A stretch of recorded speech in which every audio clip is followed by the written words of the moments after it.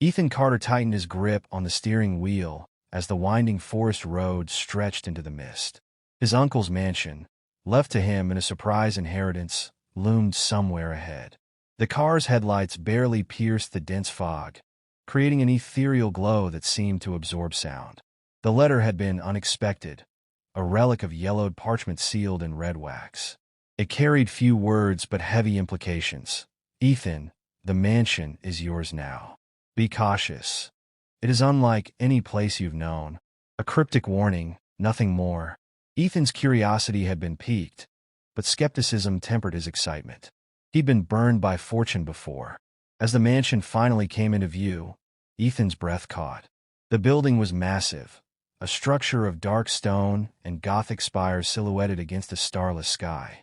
Vines clung to its surface like veins, and the windows glowed faintly, though he hadn't yet turned on any power. Ethan parked the car, stepping out into the damp night air. His sneakers crunched on the gravel driveway, the sound swallowed by the oppressive silence.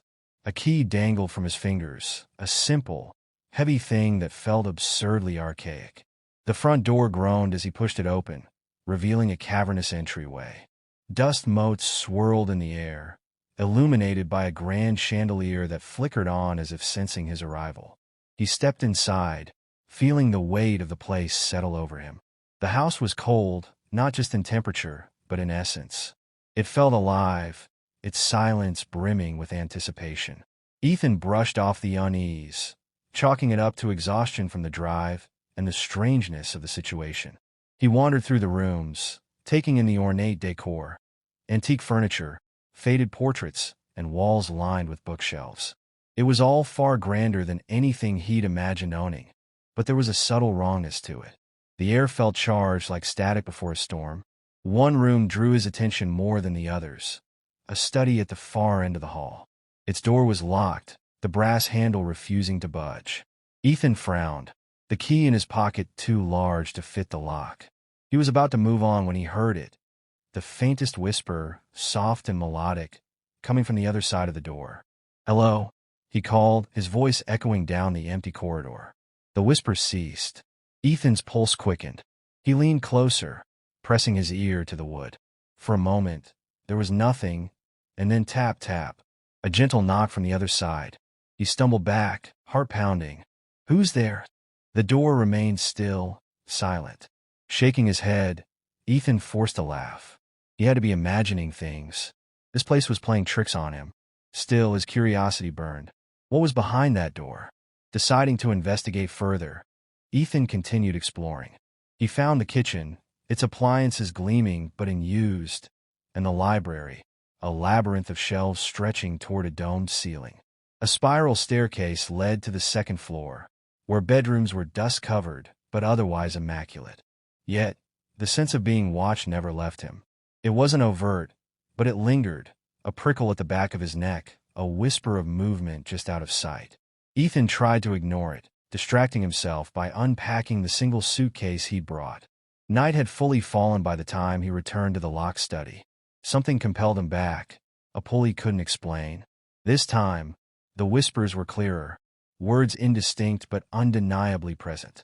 He ran his fingers along the doorframe, searching for a way in. "Ethan," a voice murmured. He froze. The sound wasn't coming from the door, but from behind him. Spinning around, he saw nothing but shadows. "Who's there?" he demanded, his voice steady despite the chill crawling up his spine. No response. Suddenly, the door to the study clicked open behind him. He turned slowly, heart hammering, and found the room bathed in a faint, otherworldly glow. The air inside shimmered as if the space itself were breathing. Cautiously, Ethan stepped in. The room was sparse, dominated by a single, large window that framed the night sky. Standing in its center was a figure unlike anything he'd ever seen. She was humanoid but distinctly alien. Her skin glowed faintly, like moonlight captured in flesh, and her eyes were luminous pools of shifting color. Translucent patterns swirled across her body, moving like liquid beneath her skin. Ethan staggered back, his mind struggling to comprehend what he was seeing. What are you?" The being tilted her head, studying him with an expression that was both curious and sad. I am Lyra, she said, her voice like a melody. And I have been waiting for you. Waiting for me? He repeated, his voice barely above a whisper. Lyra nodded. This house is not just yours. It is ours. I am bound to it, as I am now bound to you. Ethan blinked, his thoughts racing. This had to be a dream, or maybe he was losing his mind. I don't understand. What do you mean, bound? She stepped closer, and the glow of her presence seemed to warm the room. Your family made a pact long ago. I am the guardian of this place, and each heir is tied to me. It is a bond that cannot be broken. Ethan shook his head. This is insane. I didn't agree to any of this. You didn't have to, Lyra said softly. The pact was sealed generations ago. I have protected this house and its inhabitants for centuries. Now, you are the last. He stared at her, torn between disbelief and an unexplainable pull toward her. Despite her alien appearance, there was something deeply human in her gaze, loneliness, longing, and something else he couldn't quite place. What happens now? He asked, his voice heavy with uncertainty. Lyra hesitated, as if choosing her words carefully. That depends on you. I am here to guide you, but I am also dangerous. The bond between us is not without its risks. Risks? She looked away, her expression pained. I cannot explain everything now. But you must promise me one thing, Ethan. Do not trust this house. And do not trust me too easily. Her words sent a shiver down his spine. The mansion suddenly felt heavier, its walls closer, its silence louder. Ethan didn't know what he had stepped into, but one thing was clear. This inheritance was no gift. Lyra turned back to him, her luminous eyes meeting his. Will you stay, Ethan? He hesitated, the weight of the decision pressing on him. Finally, he nodded. I'll stay. For now. The faintest smile touched her lips, and the glow of the room dimmed. Lyra stepped back into the shadows, disappearing as the door to the study swung shut behind her. Ethan stood alone in the darkened hallway, his thoughts racing. Whatever this place was, it held secrets far beyond anything he could have imagined. And Lyra was at the center of it all.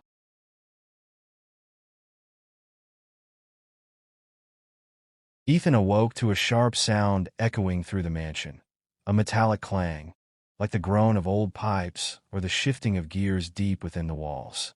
He sat upright in bed, heart pounding. For a moment, he questioned whether it was real or another trick of the house, but then came the whisper of footsteps. Throwing on a jacket, Ethan ventured out into the dim corridor. Shadows danced along the walls, their shapes distorted by the flickering light of the chandeliers. The air felt heavier now, almost oppressive.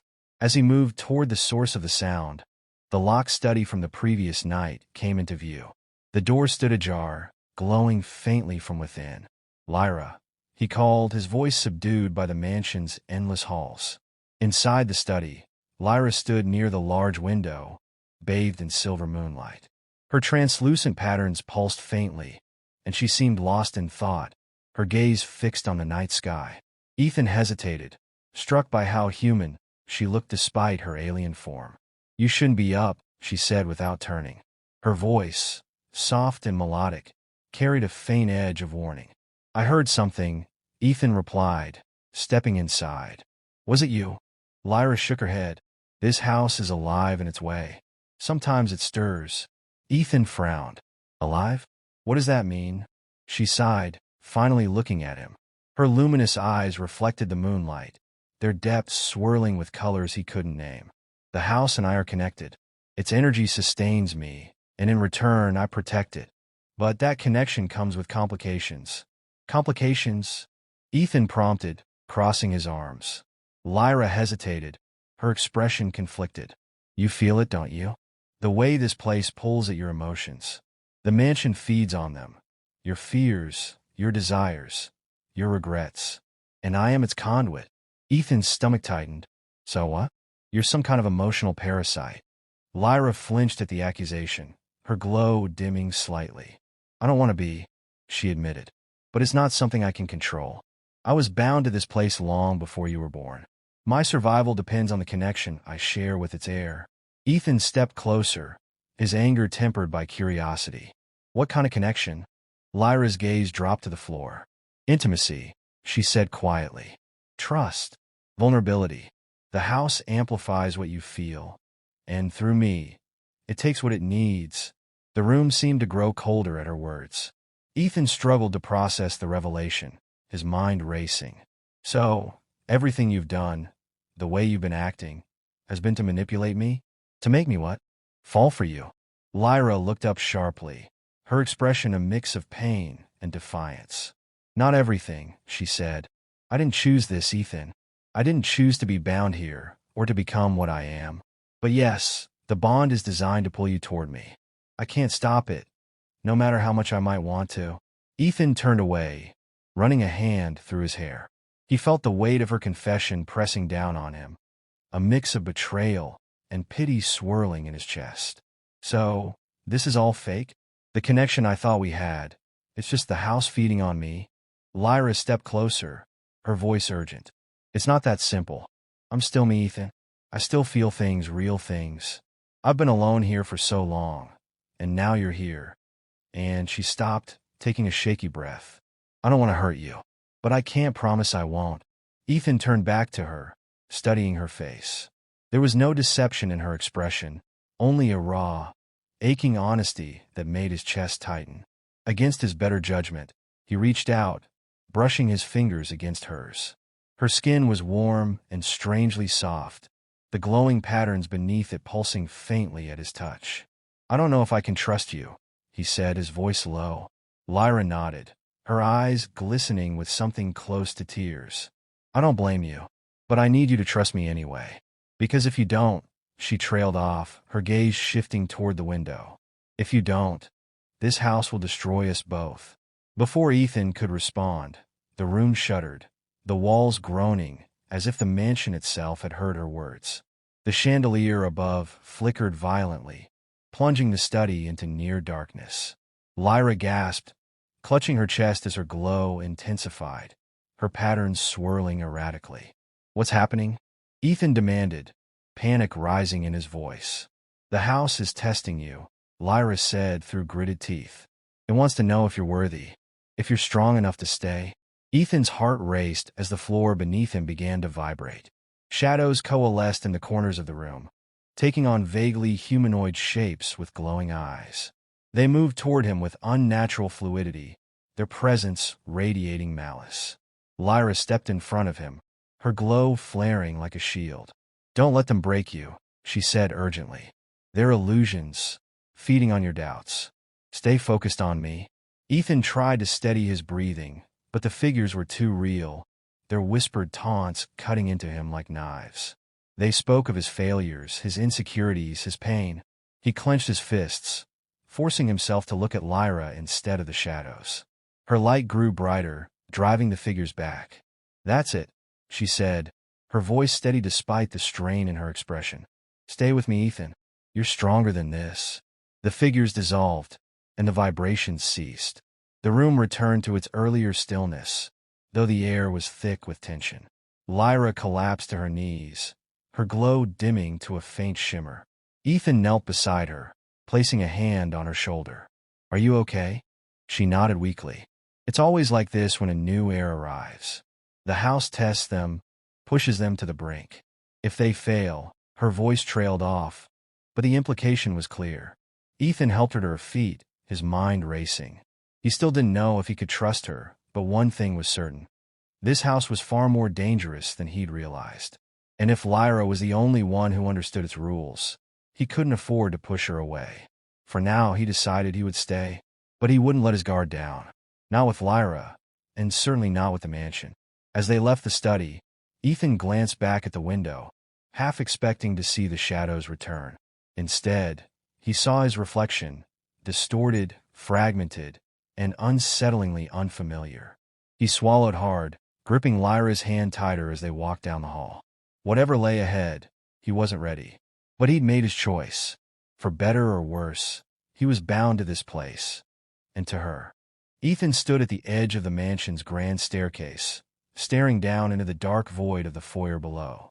The oppressive silence of the house wrapped around him like a vice, amplifying the thoughts he couldn't shake. Lyra's confession haunted him.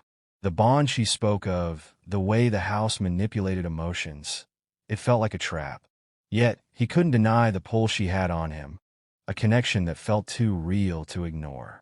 Lyra was downstairs in the library, studying the mansion's ancient texts, searching for answers she wouldn't fully share.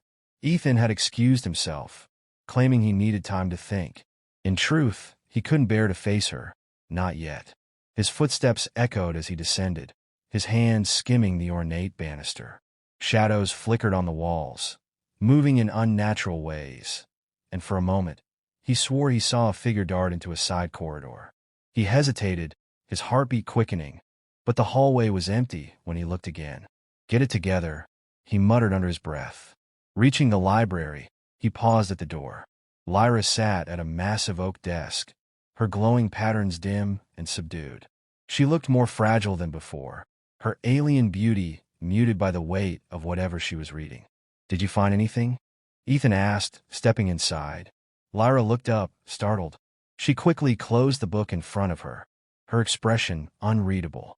"Not much. Just fragments of the pact. Details I already knew." Ethan frowned. "Why do I get the feeling you're not telling me everything?" She stood abruptly, her glow flaring in frustration.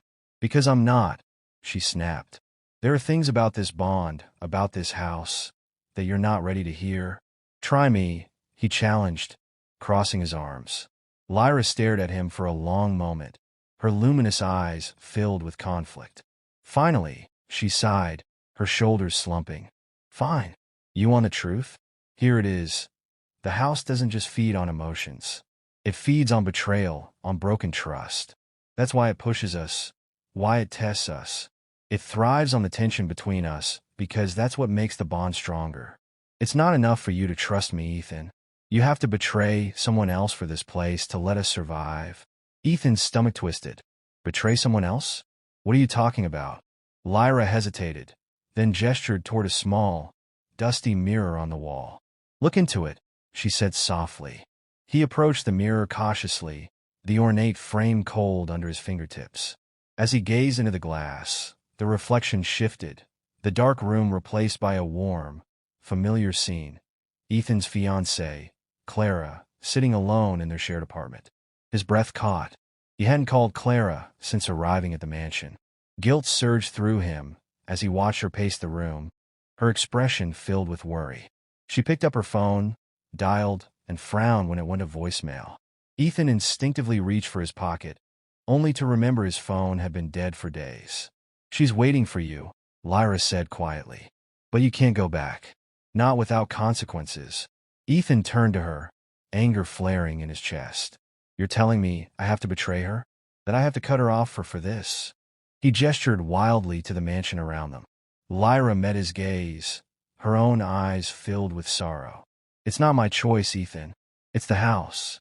The bond requires sacrifice, emotional sacrifice. The deeper the wound, the stronger the connection." Ethan shook his head, backing away. "No, there has to be another way. I'm not just going to abandon her." "I wish there was," Lyra whispered. "But the house won't let you go unless you give it what it wants.